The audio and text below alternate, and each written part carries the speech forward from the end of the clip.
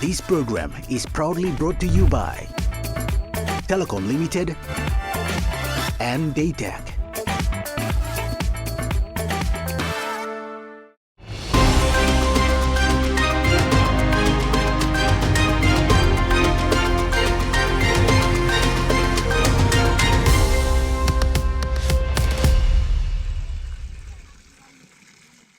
Water, a wonder of nature, in which everything, whether an animal or a plant, depends on it.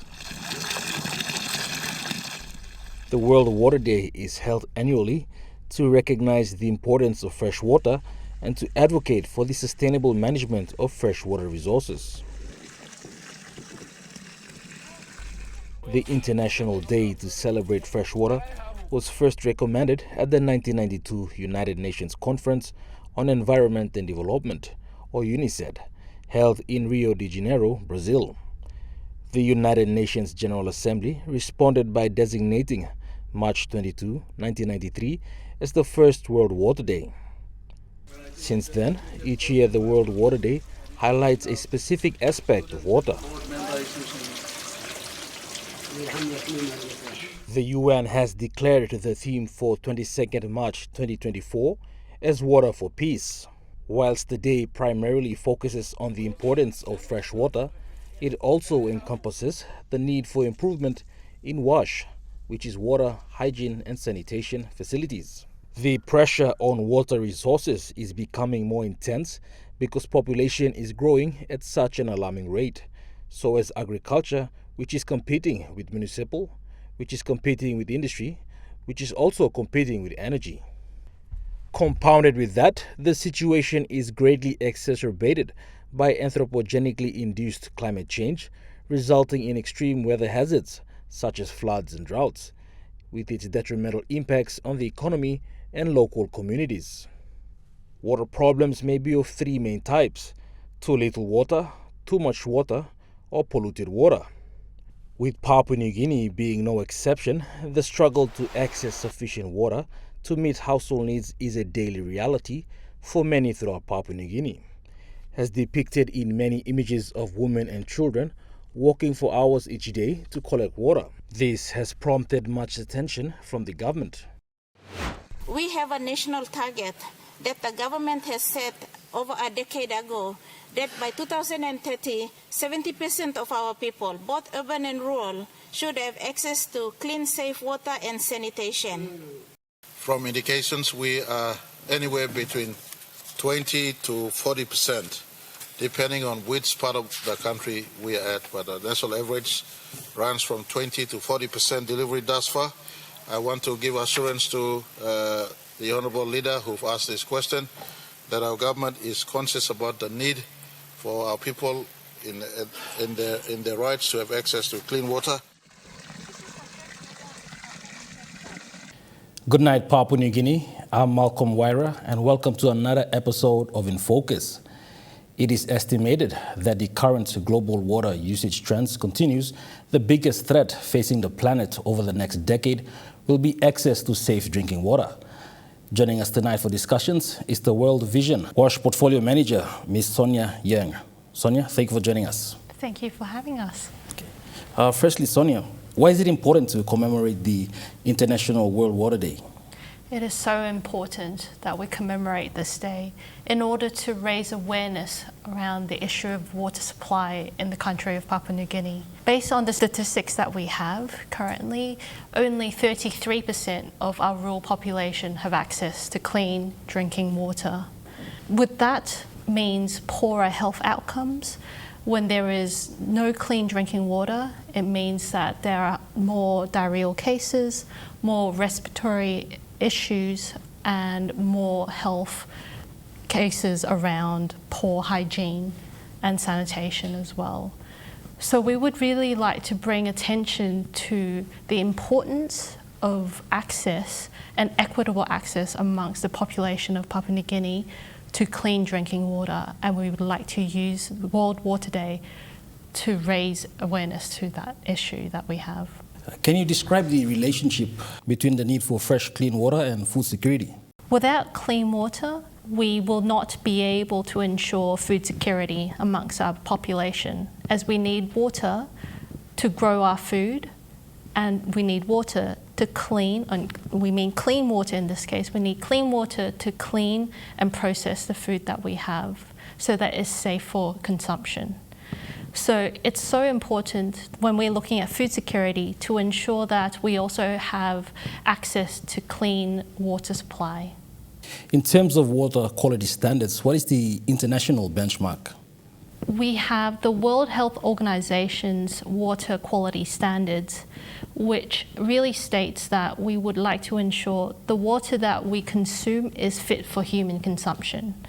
And in fact, the PNG standards do align with World Health Organizations. Unfortunately, currently we only have Water PNG who is able to adhere to those standards. And once again, we only have around 67% of the rural population having access to Water PNG water.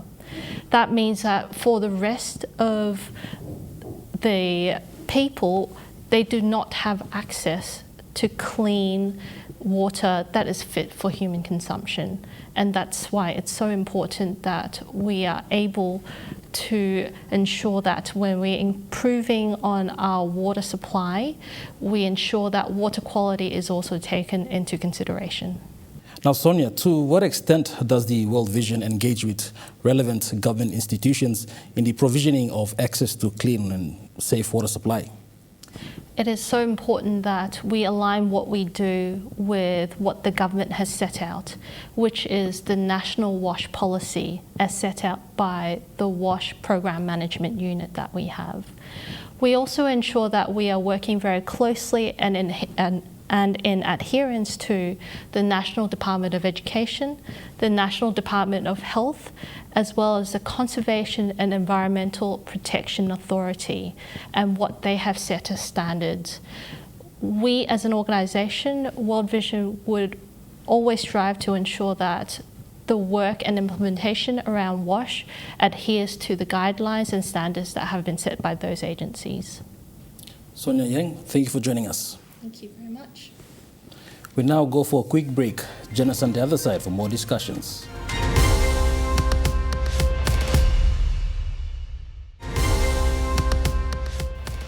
Welcome back to Infocus.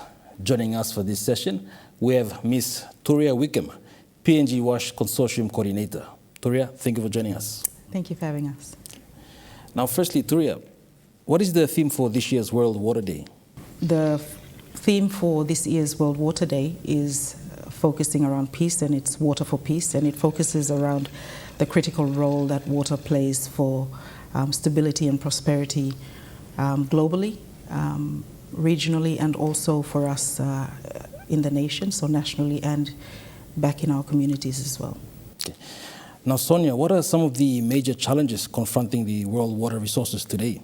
Some of the main challenges facing water resources in the world today, Malcolm, one of them is increase in population and having equitable access to that water or to the water resource. So that's one of the biggest challenges for the water resources. Also, the quality of water is really a big challenge. So whilst, for example, in Papua New Guinea, and we've raised this before, while we have a lot of water resources in the country, the extent to which that water is of, quality, drinking quality, is, it's not to the standard where you can expect people to, use that water safely. How are the water resources captured in the Sustainable Development Goals? The water resource, we usually refer to it as SDG 6. It falls under SDG 6, and that's captured in that particular Sustainable Development Goal, and basically states that there should be equitable access to water and sanitation for all. So I think that underlies a lot of the work we are trying to do to ensure that everyone has access to clean water. What are some of the examples of water smart practices? In a time, Malcolm, where we are faced by climate-induced disasters such as droughts and floods. Water-smart practices are actually climate-smart practices. So we have to shift that narrative from just thinking about water-smart to climate-smart. So we're looking at climate-resilient infrastructure and the use of different approaches where we can actually use water. So one of the examples would be rain harvesting of water, use of boreholes, especially in times of drought, being able to access the water below ground, because groundwater does make up 70% of the world's water resources, and also using integrated water resource management, especially when it comes to use of water for agriculture, use of water for daily basic needs, for food, food preparation, for drinking. So I think these are some water smart practices that communities can use, and that's in the work we're trying to do, is to help communities or empower them to be able to identify ways of using this water smart or climate smart infrastructure or approaches. Are there notable examples of water smart practices being implemented by World Vision in Papua New Guinea? Yes. So we do work with, a lot of the work we do now is focuses around climate resilient infrastructure for water and sanitation. So we have gravity-fed systems that rely on water being piped from a higher point, like a stream, and then fed down. We also have rainwater harvesting systems, so you have tanks being delivered to communities. We also have, for example, in the Western Province, we have our projects there that are looking and working in having boreholes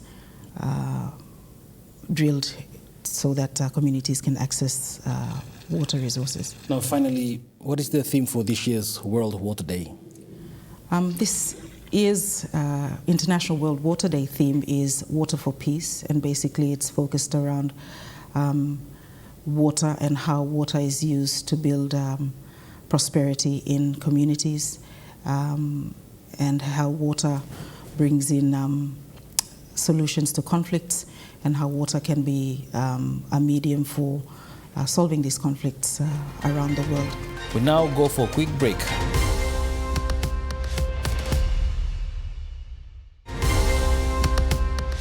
Welcome back. You're watching Infocus. Still in the studio with me is Ms. Turia Wickham, coordinator for WASH Consortium. Now, Turia, what are some of the examples of climate-resilient WASH services? Thanks, Malcolm. Some of the examples of climate-resilient WASH services that we have or provide at World Vision include things like rainwater harvesting systems. We also have VIP toilets, which are ventilated, improved toilets. We also have look at boreholes. So these are some examples of climate-resilient services, WASH services. Can you elaborate on the matter of social inclusion, especially specifically in the context of water access, given the challenges that are compounded by the climate crisis? Well, social inclusion basically focuses on every single individual in communities having equitable access to services, and in the space that we work in the water, sanitation and hygiene space, it's ensuring that every single person has access to water, sanitation and hygiene. In terms of how that is impacted by climate change, we see that increasingly because of climate change. So you have communities where there is a disproportionate impact of climate change. So communities who contribute the least to climate or carbon emissions, for example, are feeling the pinch the worst. So you can see rural communities. I mean, in PNG, I think we had the first climate-induced refugees in our country. And we contribute, like many other Pacific Island countries and small island states, we contribute the least to climate change and climate emissions, and yet we suffer the most. So there's a disproportionate rate of the extent to which we are feeling the impacts of climate change, as opposed to how much we actually contribute to the problem. So that's probably one of the biggest disadvantages and injustices currently. Should the access to clean and quality water be a human right? It is a basic human right. It is one of the Sustainable Development Goal 6 to be exact, and that looks at every person having equitable access to clean water and sanitation. Now, to what extent does World Vision engage with different government institutions and bodies to improve the provisioning of clean and quality water supply?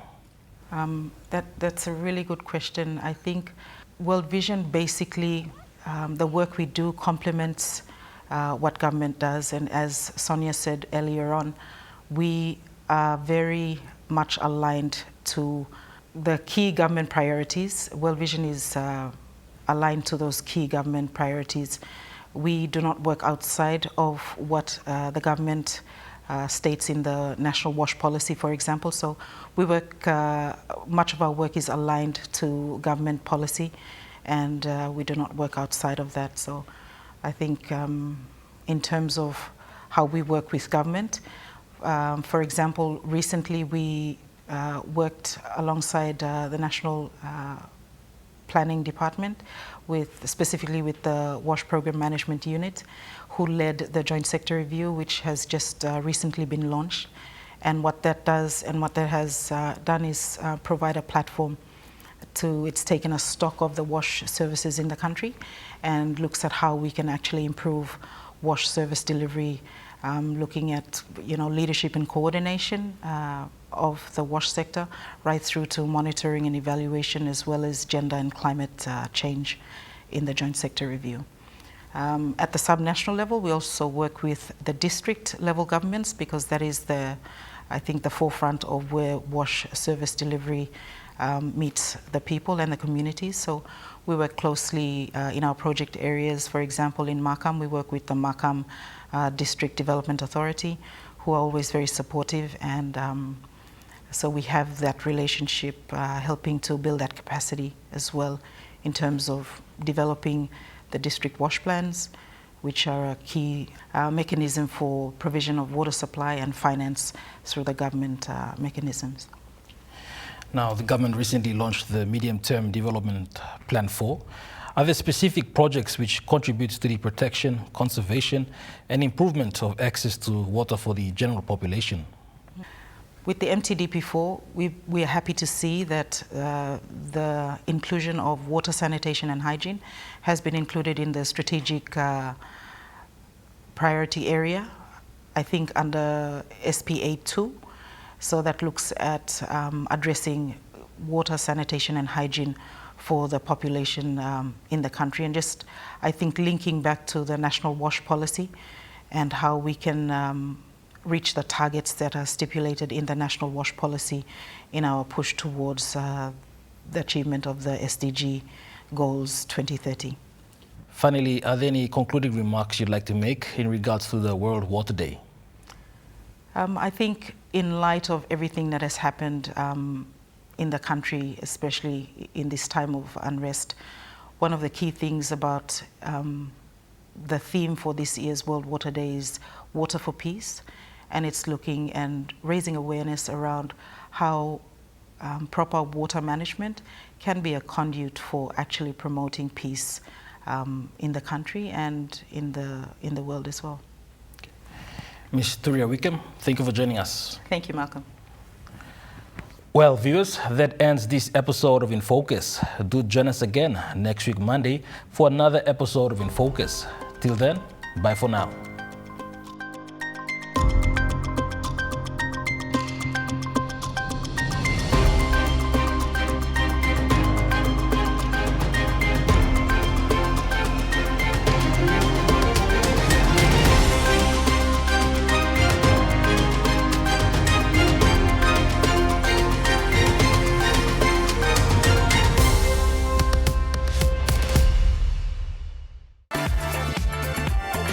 This program was proudly brought to you by Telecom Limited and Daytech.